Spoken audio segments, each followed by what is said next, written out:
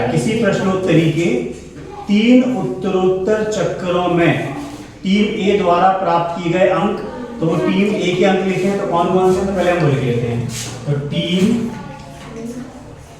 ए द्वारा प्राप्त अंक, तो कौन कौन से अंक थे? पहले राउंड में उसको मिले -40, कॉमा दूसरे राउंड में मिले 10, कॉमा तीसरे राउंड में मिले 0। ठीक है, तो टीम ए ने जो 3 राउंड खेले उसमें पहले राउंड में उसको मिले -40, दूसरे राउंड में मिले उसको 10 और तीसरे राउंड में मिले उसको 0। तो ये पहला राउंड, दूसरा राउंड और तीसरा राउंड आया समझ में। और हमें ये निकालना है कि जो टीम ए है इसको कुल अंक कितने मिले, तो टीम ए को कुल अंक कितने मिले होंगे, तो टीम ए के कुल अंक, तो कुल का मतलब क्या होता है, कुल का मतलब क्या होता है, जोड़ना। क्या होता है कुल का मतलब? अब मुझे ऐसे बताओ, मान लो तुम्हारे घर में पापा ने पहले दिन तुमको 2 रुपए दिए, दूसरे दिन तुमको 3 रुपए दिए और तीसरे दिन तुमको 1 रुपया दिया। तो अब मुझे बताओ तुम्हारे पास टोटल कितने रुपए हो गए? 6 रुपए हो गए। कैसे पता चला? जोड़ दिया हमने, 2 को जोड़ा +3 और 1। आ रहा है समझ में? तो हमने जोड़ दिया इन सबको, यानी जब भी हमें कुल अंक निकालना है तो क्या करते हैं, जो भी नंबर दिया उसको जोड़ना है। ठीक है, अब फिर से सुनो, मान लो अब ये तुम्हें दिए थे, पहले दिन दिए 3 रुपए, ठीक है, दूसरे दिन दिए 4 रुपए और तीसरे दिन तुमसे 2 रुपए वापस ले लिए, तो वापस ले लिए तो मैंने माइनस का चिन्ह लगा दिया। अब टोटल कितने रुपए होंगे तुम्हारे पास? 5। कैसे पता चला? पहले इन दोनों को जोड़ा, 3 और 4 को जोड़ दिया तो 7 हो गया और 7 में से 2 घटाए तो क्या आ गया? 5। आया समझ में? तो ऐसे ही यहाँ पे करना है हमको। हमें क्या निकालना है कि अब टीम ए को कुल अंक कितने मिले, तो ये है -40। तो -40 का मतलब क्या है, घटाएंगे, ये 10 है मतलब प्लस का 10 है और 0 तो 0 ही है, कुछ नहीं है। तो जब कुल अंक निकालना है तो हम क्या करेंगे, पहले लिखेंगे -40, फिर लिखेंगे +10 और फिर लिखेंगे +0। आ रहा है क्या समझ में? तो हम तीनों को जोड़ना है, इनको जोड़ेंगे तो क्या उत्तर आएगा हमारा? घटाएंगे। क्यों? तो सबसे पहले ये समझना जरूरी है, ये समझ में आएगा सबको? कब जोड़ा कब घटाया। तो ऐसे अब यहाँ पे भी समझो, तो यहाँ पे हम क्या करेंगे, यहाँ पे ये है माइनस और ये है प्लस, एक माइनस है दूसरा प्लस है, तो क्या करेंगे, घटाएंगे। तो 40 में से 10 घटाएंगे तो कितने बचेंगे? 30। और चिन्ह कौन सा आएगा? माइनस। तो हम 30 लिख देंगे यहाँ और चिन्ह लगा देंगे माइनस का। आगे लिखा है +0। अब कितना आएगा? बराबर करके -30। याद है हमने पढ़ा था 0 तो क्या है, योज्य तत्समक है ना, योज्य तत्समक। 0 को किसी भी संख्या में जोड़ेंगे या किसी भी संख्या को 0 में जोड़ेंगे तो वही संख्या आ जाती है। तो -30 में 0 जोड़ रहे हैं तो क्या उत्तर आ जाएगा हमारा? -30। ये बात समझ में आ गई? तो ये अंक मिले हमें टीम ए के कुल अंक 3 राउंड के। अब आगे बढ़ते क्या लिखा है, तो उसमें लिखा है टीम बी का भी, तो टीम बी के लिख लेते हैं। तो टीम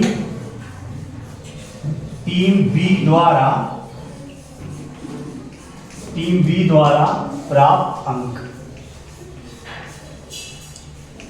तो टीम बी को कितने अंक मिले ये देख लेते हैं हम। तो पहला जो राउंड था उसमें मिले 10, कॉमा ये चिन्ह लगाने में कॉमा, दूसरा राउंड में मिले 0, कॉमा और तीसरा राउंड में मिले -40। आ रहा है क्या समझ में? अब अगर मुझे टीम बी के कुल अंक निकालने तो कैसे मिलेंगे? टीम बी के -40 फिर 10 कोमा फिर 10। तो अब तुम्हें यही समझना है -40 पहले लिखने की जरूरत क्यों पड़ रही है, पहले 10 लिखा है ना, तो पहले 10 लिखते हैं, फिर प्लस लिखा है, एक मिनट +0 और फिर +-40। तुम्हें यही समझना है, अपने दिमाग को यही ट्रेन करना है तुम्हें कि अगर मैं पूर्णांकों को जोड़ रहा हूं तो आगे पीछे कर दूंगा तो उससे कोई फर्क नहीं पड़ेगा हमारे उत्तर पे। तो यहाँ पहले हमने -40 लिखा, फिर हमने +10 लिखा, फिर हमने +0 लिखा। अब यहाँ हमने देखो क्रम चेंज कर दिया, 10 को पहले लिख दिया, फिर 0 को लिखा और फिर लिखा -40, लेकिन यहाँ प्लस का भी चिन्ह लगाया क्योंकि जोड़ रहे हैं। और -40 क्यों लगाया? क्योंकि -40 संख्या है, पूर्णांक है। ये बात समझ में आ रही है? अब इसको करके देखते हैं हम। देखो तो बताओ 10 में 0 जोड़ेंगे तो कितना आएगा? 10 ही आएगा, वैल्यू दी हमने 10। फिर प्लस का गुणा माइनस से करेंगे तो कितना आ जाएगा? माइनस। प्लस का गुणा माइनस से करेंगे तो माइनस, ये हो गया -40। आ रहा है क्या समझ में? अब ये 10 के आगे कोई चिन्ह नहीं है तो कौन सा चिन्ह है? प्लस। और ये माइनस, तो ये प्लस है और ये माइनस, तो क्या करेंगे? घटाएंगे, जोड़ेंगे? घटाएंगे। तो 40 में से 10 घटाएंगे कितने बचेंगे? 30। और चिन्ह क्या आएगा? चिन्ह क्या आएगा?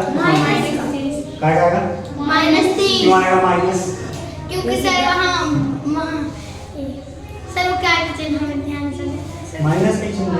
क्यों आएगा माइनस का चिन्ह? प्लस का क्यों नहीं आएगा? क्योंकि चिन्ह उसका आता है जो बड़ी संख्या का चिन्ह होता है। 10 में और 40 में बड़ी संख्या कौन सी है? 40। तो 40 का आगे कौन सा चिन्ह है? माइनस। इसलिए चिन्ह का आएगा माइनस का आएगा। आया समझ में?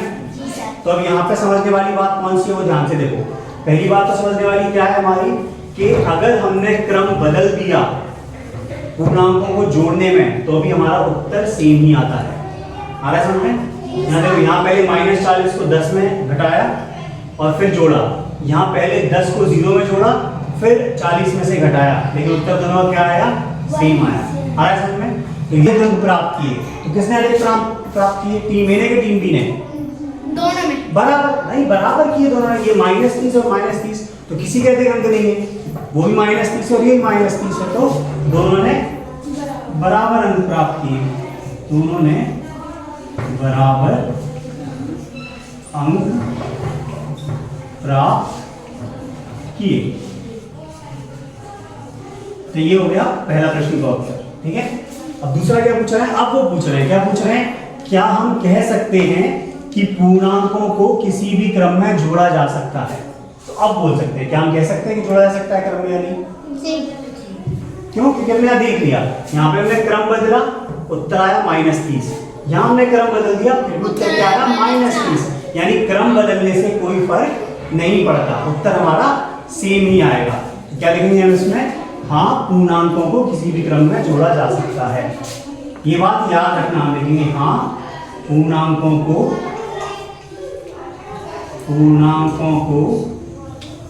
किसी भी क्रम में जोड़ा जा सकता है। क्रम में जोड़ा जा सकता है। ठीक है, आगे समझो।